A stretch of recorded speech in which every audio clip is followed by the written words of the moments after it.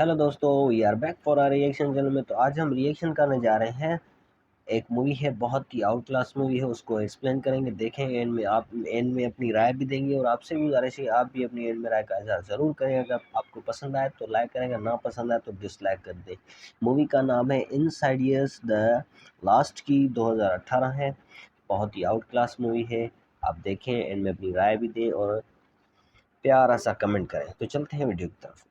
Insidious the last की 2018 को dislike या लाइक कर दें। तो इस फिल्म के शुरू होते ही सन 1953 से हमें एक घर दिखाया जाता है और ये घर था एलिस का, यानी कि मेरा। तो इस फिल्म में आपको एलिस का कैरेक्टर मैं खुद को बताऊंगी। एलिस यानी कि मैं अपने मॉम डैड के साथ इस घर में रहा करती थी। मेरे अंदर ऐसी पावर्स थी जिससे मैं आत्माओं को देख सकती थी। एक दिन मैं अपने भाई के साथ अपने कमरे में गई जहाँ पर हमारे खिलौने बिखरे हुए थे। मैंने अपनी मॉम को बताया कि ये सारे काम वही बच्चे की आत्मा करती है जो हमारे घर में रहती है। मेरी मॉम जानती थी कि मेरे अंदर एक खास पावर, एक ताकत है, मगर मेरे डैड मेरी किसी बात पर कभी यकीन नहीं करते थे। वो समझते थे कि मैं बस डराने के लिए सबको झूठ बोल रही हूँ। मेरे भाई ने मेरी मॉम को कहा मुझे रात को डर लगता है, तो मेरी मॉम ने मेरे भाई को एक सीटी दी और ये कहा कि जब भी तुम्हें डर लगे तुम ये सीटी बजा देना, मैं तुम्हारे पास आ जाऊंगी। जब मैं और मेरा भाई सो रहे थे तभी हमारे कमरे में उसी बच्चे की आत्मा आई जो हमेशा हमारे खिलौने बखेर दिया करती थी। उसे मेरे भाई ने देख लिया। मेरी मॉम जो उसे सीटी देकर गई थी वो उसे बहुत ढूंढता रहा, मगर वो उसे कहीं पर भी ना मिली। वो डर से चिल्लाने लगा था।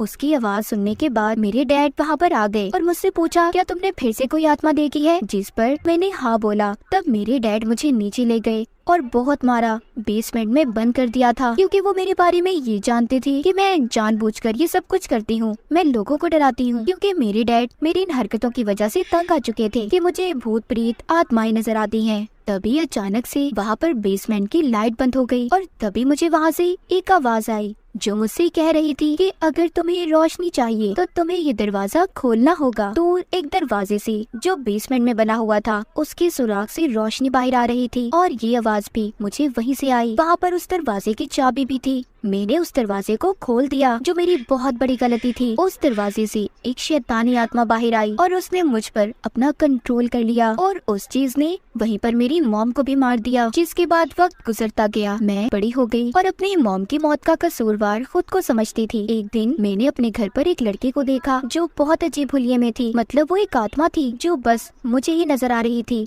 मैंने इस बारे में अपने डैड को बताना चाहा, मगर हमेशा की तरह उन्होंने मुझ पर यकीन ही नहीं किया और मुझ पर हाथ उठाने लगे। तो मैंने भी अपने डैड का मुकाबला किया और फिर मैंने अपने घर से जाने का फैसला कर लिया था। मैंने हमेशा के लिए अपने डैड और भाई को छोड़कर अपने घर से भाग गई। इसके बाद कहानी आती है 2010 में। फिर थोड़ा सा बड़े होने के बाद मैं अपने दो साथियों के साथ रहने लगी और मैं उन लोगों की मदद किया करती थी जो भूत आत्माओं से तंग थे, जिनके घर पर बुरी आत्माओं का राज होता था। आज मुझे मेक्सिको से एक आदमी की कॉल आई जिसने मुझे बताया मेरे घर में सब कुछ अजीब हो रहा है। जब मैं अपने दो साथियों को लेकर उस घर में गई तो मैं उस घर को देखकर हैरान हो गई। ये वही घर था जहाँ पर मैं बचपन में अपने मॉम डैड और छोटे भाई के साथ रहा करती थी। फिर मैंने उस घर की छानबीन शुरू की। मुझे वहाँ पर बहुत सी चीजें ऐसी मिली जो मेरे बचपन से जुड़ी हुई थी, क्योंकि कई सालों से उस जगह पर कोई नहीं गया था। वहीं पर मुझे वो सीटी भी मिली जो बचपन में मेरी मॉम ने मेरे भाई को दी थी, ताकि जब भी उसे डर लगे तो वो सीटी बजाकर मेरी मॉम को बुला ले। पर आखिरी बार जब हमने उस आत्मा को देखा था तो हमें ये सीटी कहीं नहीं मिली। अब मैंने उस सीटी की तस्वीर को ले लिया था, तभी वहाँ पर किसी आत्मा ने मुझ पर हमला किया और सीटी को मुझसे छीन लिया। फिर अगली सुबह छानबीन करने मैं एक कैफे में गई जहाँ पर मुझे दो लड़कियाँ भी मिली। मैं उनसे कुछ बात कर पाती तभी वहाँ पर एक आदमी आ गया जो कोई और नहीं बल्कि मेरा भाई था। मेरा भाई मुझसे बहुत नाराज था क्योंकि मैंने उसे अपने डैड के पास अकेला छोड़ दिया था, जो उसके साथ भी ठीक तरीके से नहीं रहते थे। मेरे भाई ने मुझ पर बहुत गुस्सा किया और फिर वहाँ से चला गया। मुझे जो लड़कियाँ मिली थी वो मेरे भाई की बेटियाँ थी। मैंने अब उस सीटी की तस्वीर को अपने भाई की बेटी को दे दिया और कहा इसे अपने डैड को दे देना। उसी रात में अपने घर वापस आई जहाँ पर मैं छानबीन करने आई थी और जो मेरे बचपन का घर भी था वहाँ पर मुझे फिर से सीटी की आवाज आई। वो आवाज दीवार के पीछे से आ रही थी, मगर जब मैंने पास जाकर देखा तो वो कोई दीवार नहीं बल्कि एक दरवाजा था। मैंने अपने डैड की रखी हुई चाबियों से जब उस दरवाजे को खोला तो वो सीटी मुझे जमीन पर गिरी हुई मिली। साथ ही मैंने वहाँ पर एक लड़की को देखा जो एक इंसान थी। दरअसल जो आत्मा मुझे इस घर तक लेकर आई थी वो अच्छी आत्मा थी जो इस लड़की की मदद करना चाहती थी। तभी यहाँ पर वही आदमी आ जाता है जिसने मुझे यहाँ पर बुलाया था, जो अब इस घर का असल मालिक था, पर उसके हाथ में गन थी। उसी ने इस लड़की को यहाँ पर कैद किया हुआ था। दरअसल बचपन में जो मैंने दरवाजा खोला था उसी में से जो शैतानी आत्मा बाहर निकली थी, जिसने मेरी मॉम पर भी हमला करके उन्हें मार दिया। अब उस आत्मा ने इस मालिक मकान पर भी अपना कंट्रोल कर लिया था और उसी ने इस लड़की को कैद भी किया हुआ था। अब खैर वो मालिक मकान हमें कुछ कहता, तभी मेरे एक साथी ने आकर उस पर हमला कर दिया, जिस वजह से उसकी मौत हो गई। अब जब मैं पुलिस स्टेशन गई तो मुझे पूछताछ से पता चला कि वो लड़की जो मुझे बेसमेंट में मिली थी उसको पुलिस 4 महीने से ढूंढ रही थी। उधर घर में भाई भी अपनी 2 बेटियों के साथ आता है, जिस घर में वो बचपन में रहा करता था, और ये वही घर था जहाँ पर हर वक्त खौफनाक चीजें हुआ करती थी। वहाँ पर मेरा भाई दरअसल वही सीटी लेने आया था जो हमारी मॉम की आखिरी निशानी थी, मगर गलती से मेरे भाई की बड़ी बेटी बेसमेंट में चली गई और उस पर भी उस बुरी आत्मा ने हमला कर दिया। उसने मेरे भाई की बेटी को आत्माओं की दुनिया में कैद कर दिया,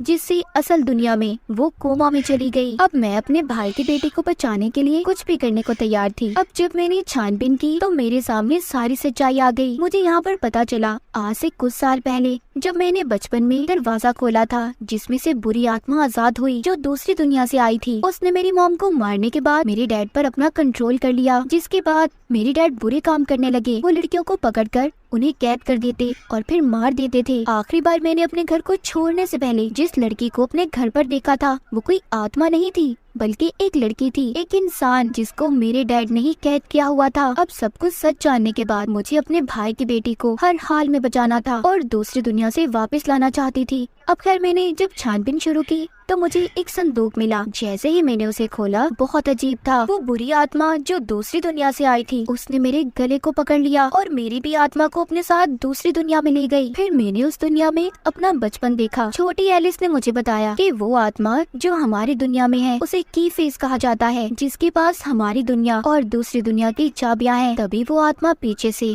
मेरे पास आई और उसने मेरा गला पकड़ लिया, जिसके बाद असल दुनिया में मैं भी कोमा में चली गई। वहीं पर मेरे भाई की दूसरी बेटी जो कि अपने बारे में अपने डैड को ये कहती है कि उसके अंदर भी मेरी जैसी ताकतें थी, वो आत्माओं को देख सकती थी, वो सीधा आत्माओं की दुनिया में जा सकती थी। इसीलिए अब वो मुझे बचाने और अपनी बहन को बचाने दूसरी दुनिया में आ गई थी। उसे वहीं पर उस लड़की की आत्मा मिलती है जिसको आखिरी बार मैंने अपने घर पर देखा था। वो उसे रोशनी देती है और ये कहती है कि तुम्हें उस दीवार के पार जाना है।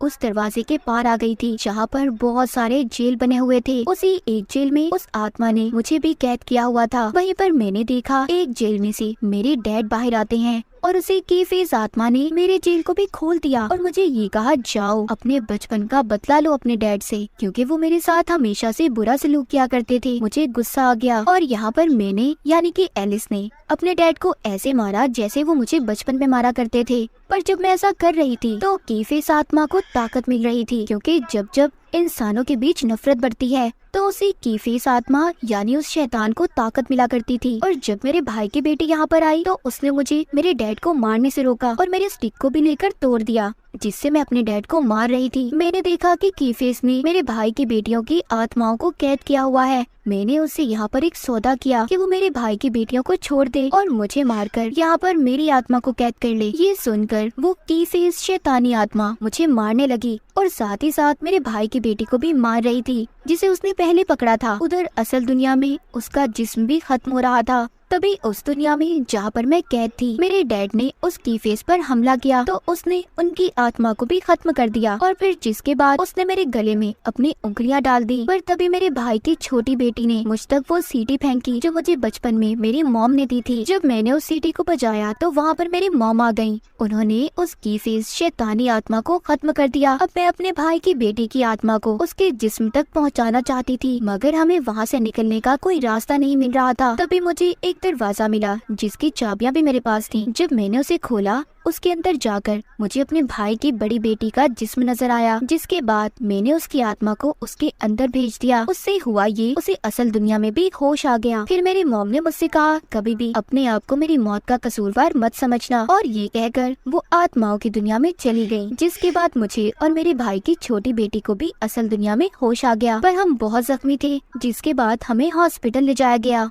वहाँ पर मेरा भाई भी था। मैंने उसे वो सीटी दी जो हमारी मॉम ने हमें बचपन में दी थी। हम दोनों एक दूसरे के गले लग गए और अपनी मॉम को याद करने लगे। जिसके बाद एक रात जब मैं सो रही थी तो मुझे एक ख्वाब आया जिसमें मैंने एक घर में छोटे बच्चे को देखा जो अपने बेड पर सो रहा था। तभी उसकी खिड़की पर उसने एक लाल चेहरे को देखा जिसको मैं भी सपने में देखकर डर गई और मेरी आँख खुल गई। तभी मुझे एक कॉल आई जो उसी बच्चे की मॉम की थी। उनका बेटा कोमा में जा चुका था और ये बात अब मैं खुद भी जानती थी क्योंकि बचपन में उस बच्चे के डैड ने मेरी मदद की थी, मुझे आत्माओं से बचाया था और अब उसे बचाने की मेरी बारी थी। क्या पता उसकी आत्मा भी दूसरी दुनिया में कैद हो गई हो। क्या मैं इस बात का पता चला पाऊंगी? क्या राज होगा इस कहानी के पीछे? तो इसी सस्पेंस के साथ इस मूवी की कहानी यहीं पर खत्म हो जाती है।